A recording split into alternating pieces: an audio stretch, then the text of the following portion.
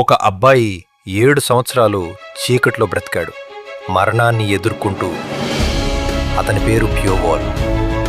ఒక రాత్రి వందలాది పిల్లలతో పాటు అతన్ని బంధించారు. అక్కడ మాటలు లేవు, కరుణ లేదు, బతికేది ఒక్కరే. ప్రతిరోజు మరణం ఎదుర్కోవాల్సి ఉంది. ప్రతి క్షణం ఒక పరీక్ష. కానీ చీకట్లో ప్యోవాల్ తన శరీరాన్ని, తన మనసును ఒక ఆయుధంగా మార్చుకున్నాడు. విష ప్రతిఘటక శక్తి కోసం ప్యోవాల్ పాముల కాట్లను స్వీకరించి శరీరాన్ని శక్తివంతం చేసుకున్నాడు. తనను నాశనం చేసిన వారిని చివరి శ్వాస వరకు వెతికి ఒక్కొక్కరిని తన చేతుల చేత ఆపకుండా ఎదుర్కొని చంపాడు.